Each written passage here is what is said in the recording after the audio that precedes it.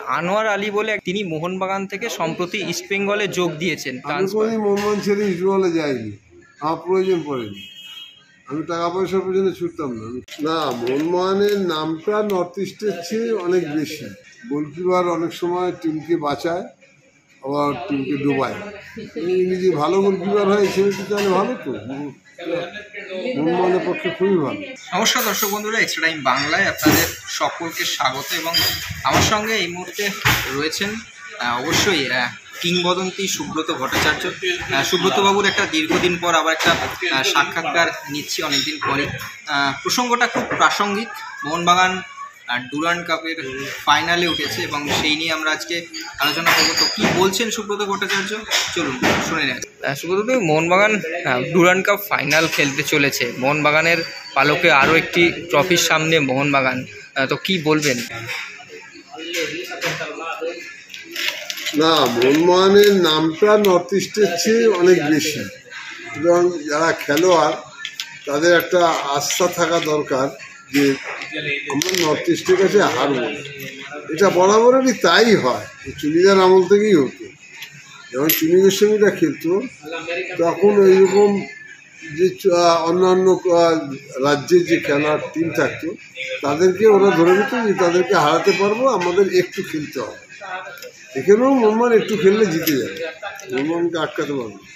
হ্যাঁ, সেক্ষেত্রে মোহনবাগানের বিশাল কাইত বলে একজন গোলকিপার দুর্দান্ত খেলেছেন, তো সেক্ষেত্রে কি বলবেন? মোহনবাগান আপনাদের সম্ভবত অনেক গোলরক্ষকের হাত ধরে ম্যাচ জিতেছে মোহনবাগান, এক্ষেত্রেও বিশাল কাইতের মতন গোলরক্ষকের হাত ধরে মোহনবাগান ফাইনালে উঠেছে সুনীল ছেত্রীর ব্যাঙ্গালোরকে হারিয়ে, তো সেক্ষেত্রে কি বলবেন?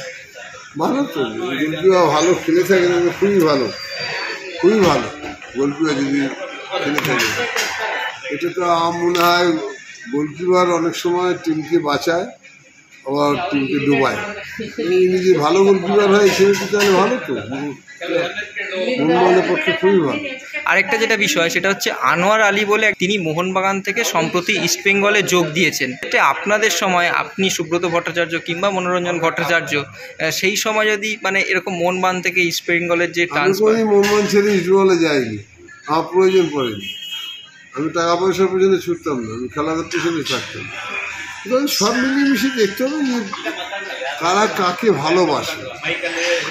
ভালোবাসার উপর নির্ভর করে যে কোন টিম কীরকম খেলে, ভালো খেললে ভালো একটা। মানে এই যে মোহনবাগান থেকে ইস্টবেঙ্গলে চলে যাওয়া, মোহনবাগানে একটা খেলোয়াড় 1 বছর খেললো, তারপরে হঠাৎ করে ইস্টবেঙ্গলে চলে যাওয়া।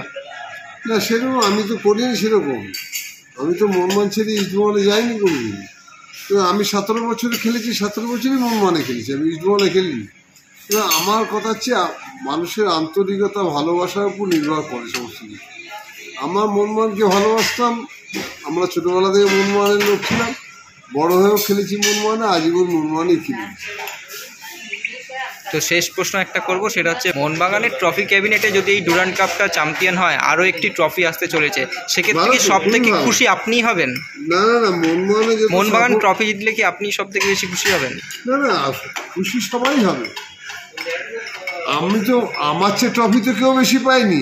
মোহনবাগান ক্লাবের এই যে 153 বছরের ক্লাব, মোহনবাগান ক্লাবে আমার চেয়ে বেশি ট্রফি ওই কী বলে সিদ্ধার্থ ভাদুরী, বিজয়দাস ভাদুরীও পাইনি, সোলেন মান্নাও পাইনি, চুনির সঙ্গেও পাইনি।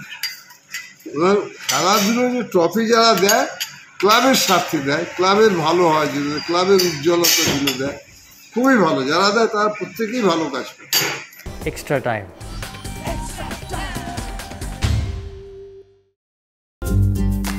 লেটেস্ট নিউজ আর এক্সক্লুসিভ ভিডিওর সঙ্গে আপডেট থাকতে এখনই সাবস্ক্রাইব করুন আমাদের ইউটিউব চ্যানেল। বেল আইকনে ক্লিক করতে ভুলবেন না যেন।